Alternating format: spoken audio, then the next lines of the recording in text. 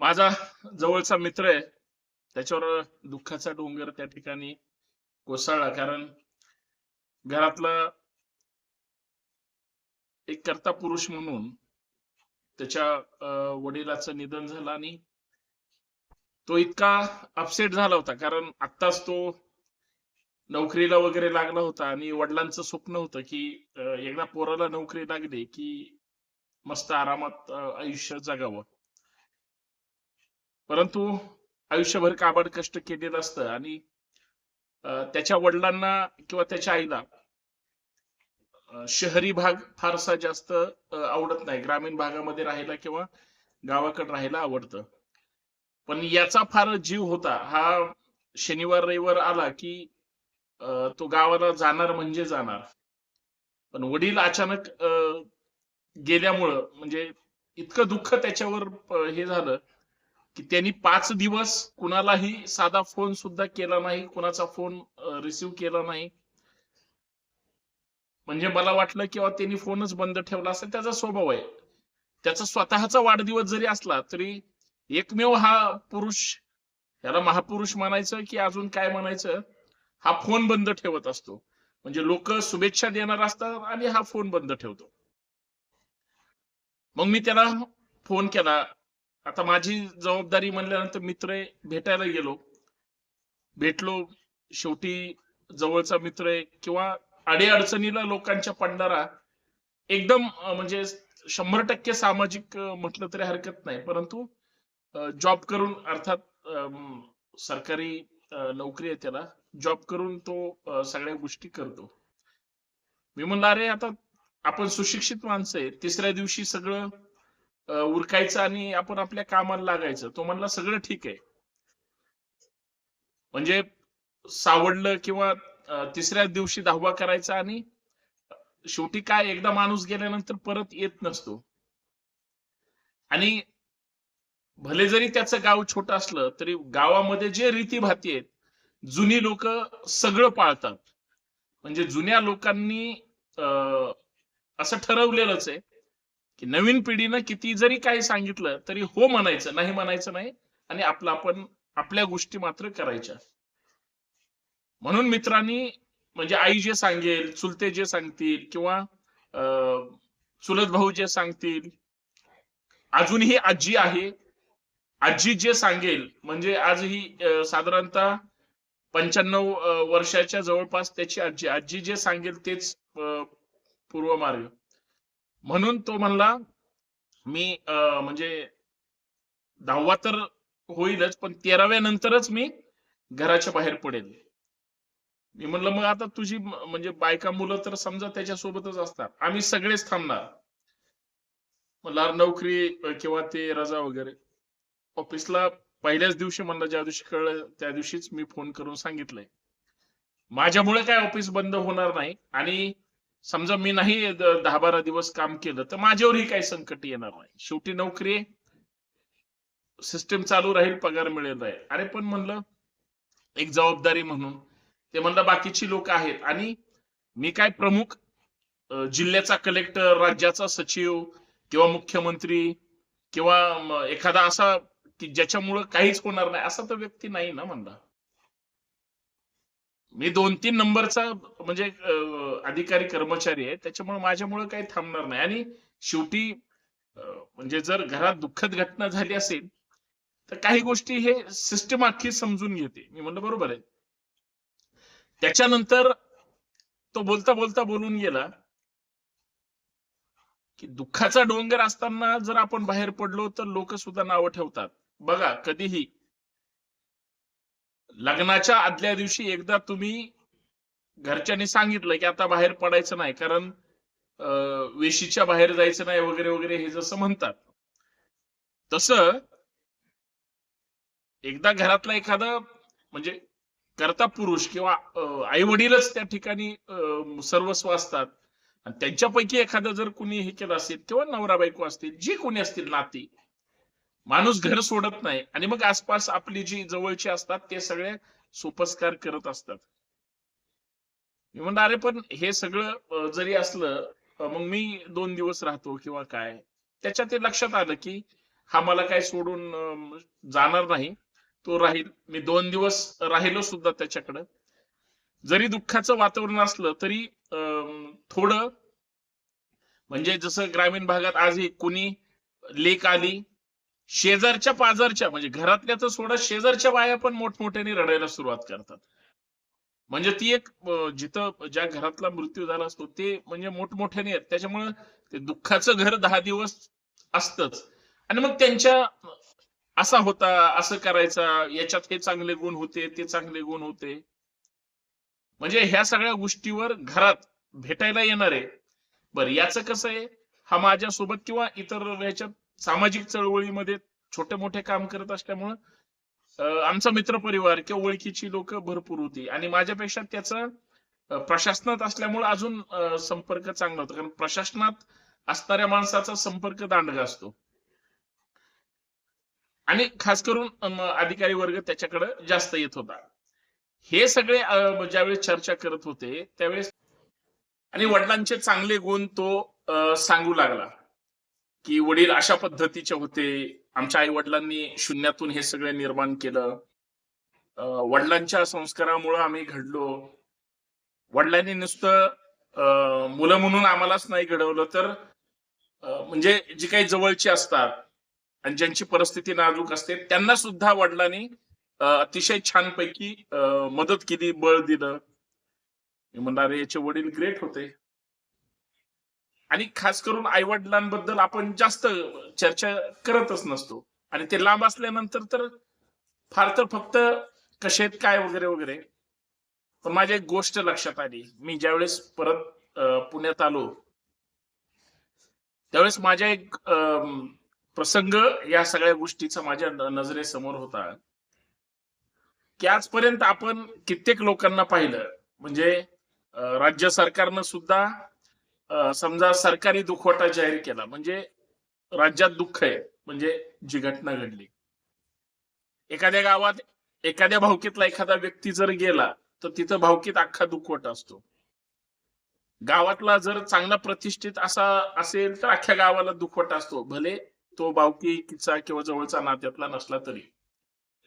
आणि जर समजा आपल्या जवळचा मित्र असेल तर आपल्याला 2-4 दिवस अजिबात कशात म्हणजे लक्ष लागत नाही आणि एक अटॅचमेंट असते की चांगला माणूस होता किंवा आपल्या जवळचा आहे, वाईट जरी असला तरी मी म्हणतो त्याच्याविषयी सद्भावना असते.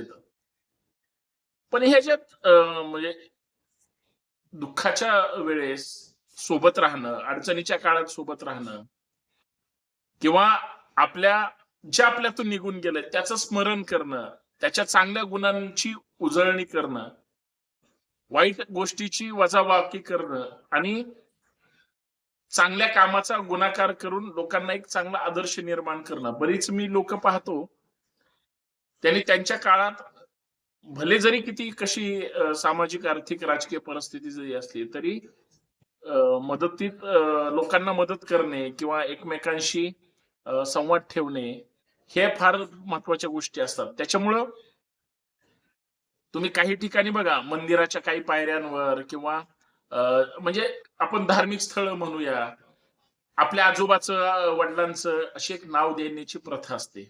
म्हणजे त्यांची इच्छा का असते की आपलं ते नाव चालू राहावं आणि ते पण माणसं प्रतिष्ठित असतात. त्यांनी पण गावासाठी तालुक्यासाठी शहरासाठी काहीतरी केलेलं असतं आणि त्याची जाणीव लोकांना असते म्हणून त्याची चर्चा बिलकुल होते. म्हणजे चर्चा होत नाही अशातला काही भाग नाही. पण मला हा प्रश्न नेहमी पडतो की ते जर त्यांच्या काळात, ज्या काळात कुठलीही सोय सुविधा नव्हती त्या काळात ते जर इतकं चांगलं काम करत असतील, आताची तर पिढी किती पुढची आहे, आताची लोक तर किती फास्ट आहेत आणि लोकांकडे 4 पैसे पण आहेत. आणि मग अशा काळामध्ये जर आपण लोकांना काहीतरी देत असू किंवा लोकांसाठी काहीतरी करत असू, म्हणजे तुम्ही एका हाताने जेवढं द्याल तेवढे हजारो हात तुमच्याकडं सपोर्ट करणारी सुद्धा असतात ना. म्हणजे ती हात तुम्हाला असं म्हणजे रिकामं सोडत नाही. मग जर तुम्ही मदतच तेवढी केली असेल तर तुम्ही तेवढ्या हजारो लोकांच्या हृदयात असताना मग तुम्ही जर म्हणजे राजकारणी असाल तर बोलायचंच नाही. किंवा अजून कोण असाल तर तुमचं कौतुकच आहे, कारण तुम्ही लोकांमध्ये असता. पण ज्यावेळेस एखादा कर्ता पुरुष, तो नेता पुढारी ज्यावेळेस जातो, त्यावेळेस दुःखाचा डोंगर फक्त घरावर राहत नाही. मी जसं मगाशी म्हणलं, गावात जर 2-4च मोठ्या भावक्या असतात बघा. म्हणजे ते 4-5 आडनावामध्येच अख्खं गाव कव्हर असतं आणि मग 2-5 अल्पसंख्याक जी अ, कमी लोकसंख्येचा समाजच कमी असतो त्यांची घरं वगैरे. तर मग अशा परिस्थितीमध्ये एकाच्या घरात जर दुःख असेल, तर समजा उद्या काही दिवसावर दिवाळी आली किंवा काही सण आले ना आणि जर दुर्घटना काही घडली, दुःखाची घटना घडली, तर अख्खं गाव सुतक पाळावं लागतं. तिथं अजिबात काही तळलं जात नाही किंवा गोडधोडाचं नसतं. मग जर एखादा राज्यकर्ता जो लोकांच्या मनामध्ये, हृदयामध्ये तो जर गेला असेल, तर तो दुखवटा पाळला गेला पाहिजे की नाही? म्हणजे काही दुखवटे फक्त दाखवायला आणि काही चेहरे फक्त वापरायला अशी परिस्थिती आहे का? असं कधी असतं का? आणि सध्याचा एक ट्रेंड बघतोय मी तर 2-4 दिवस झालं मी आता मी चर्चा करतो, अगोदर मित्राशी बोलणं केलं आणि मग हे सगळं बोलतोय. हा व्हिडिओ त्यांनी बघितल्यानंतर तो परत मला फोन करेल. म्हणजे तो आपलं पण लोकांना सांगायला का? मला एवढं सांगायचंय, चांगला मुलगा म्हणून तो जो आदर्शवादी माझ्यासाठी आहे ना, तो ग्रेट आहे. जे काही म्हणजे लहान मुलगा जन्माला यायचंय, जसं त्या महिलेच्या पोटात बाळ असतं, तिचे गर्भसंस्कार केले जातात. जन्माला आल्यानंतर किंवा वर्ष झाल्यानंतर त्याचा वाढदिवस उत्तम साजरा केला जातो. आयुष्यभर त्याचं आयुष्यात जेवढे चांगले प्रसंग येतील तेही साजरे केले जातात. ज्यावेळेस तो निघून जातो, तर दुःखाच्या त्या सगळ्या सावटाखाली सुद्धा ते अपेक्षित गोष्टी असतात ते पूर्ण केल्या जातात. मग जर एखादा म्हणून तो ते सगळं करतो, तर मग एखादा राज्यकर्ता जर गेला, लोकांच्या घराघरात त्या ठिकाणी तो गेल्यामुळे जर अश्रू असतील, तर आणि तो गेल्यामुळं सरकारनं जर एखादा दुखवटा पाळला, म्हणजे मला शासकीय दुखवटा कधी कळला नव्हता. परंतु आपण जसं-जसं राजकारणाच्या जवळ येतो, वाचतो वेगळं-वेगळं, त्यावेळेस लक्षात येतं, की ज्यावेळेस शासकीय इतमामात सगळ्या गोष्टी होतात किंवा सरकारलाच दुःख झालंय बाबा. जसं एखाद्या नेत्या गेला की लगेच सरकार जाहीर करतं 2-3 दिवस. त्या काळामध्ये दुःखच, बाकी काहीच होणार नाही.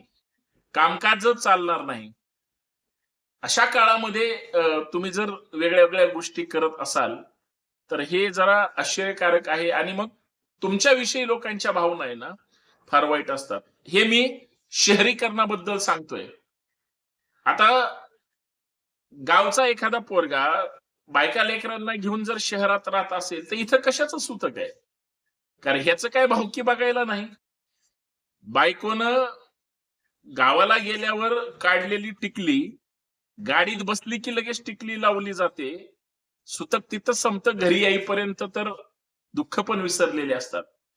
ही जी मानसिकता आहे ना, ह्याला आता नवसंस्कार म्हणायचे का ही नवीन पिढी म्हणायची, हा मला पडलेला प्रश्न आहे. काही गोष्टी पाळल्या पाहिजेत आणि काही गोष्टीचा रिस्पेक्ट पण ठेवला पाहिजे. नाव जिवंत राहिलं पाहिजे आणि त्या नावावर, त्या विचाराने काम केलं पाहिजे. बघा, जेवढे काही महापुरुष आहेत, आपण बुद्धांचं घ्या, 2500 वर्षापासून आजपर्यंत आपण त्यांच्या विचारांचा जागर करतो. ते गेले कधीच. माणूस मरतो, विचार मरतात का? नाही.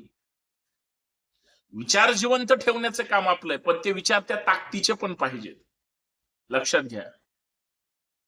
छत्रपती शिवाजी महाराज आहेत, फुले शाहू आंबेडकर आहेत, जगद्गुरु संत तुकाराम महाराज आहेत, राष्ट्रसंत तुकडोजी महाराज आहेत, संत गाडगे बाबा आहेत, ज्ञानेश्वर माऊली, कित्येक लोक आहेत अशी, की प्रत्येक क्षणाला त्यांच्या नावाचा उच्चार केला जातो. ही माणसं कधीच गेलीत हो. यांचा आदर्श का ठेवतात? कारण त्यांचे विचार तेवढे उंचीचे होते. आज चांगल्या विचारांची माणसं अपेक्षित आहेत. अविचारांच्या माणसाबद्दल आपण चर्चा नाही करत आहे. अविचारी माणसाला क्षणात लोक विसरून जातात. दुःख तर सोडा, त्याचं नाव सुद्धा घेत नाहीत. पण चांगल्या माणसाला लोक हृदयात ठेवतात. तो समाज घडणं अपेक्षित आहे आणि तशी नेते मंडळी, पुढारी, गाववाले किंवा आपण स्वतः जेवढं चांगलं करू तेवढं आपल्याविषयी लोक चांगलं बोलतील. आणि तसा समाज घडणं गरजेचं आहे. त्याला एक विचाराची जोड अपेक्षित आहे. विचार नसतील तर काही उपयोग नाही. आणि विचार देणारी माणसं फार ग्रेट असतात. हे माझं वैयक्तिक मत आहे. तुमचं काय मत आहे? तुम्हाला पटतं का? आणि काही गोष्टी ह्या पाळल्याच पाहिजेत, तर विचार जिवंत राहतील. नाही तर काय खरंय. जय शिवराय. धन्यवाद. कमेंट नक्की करा.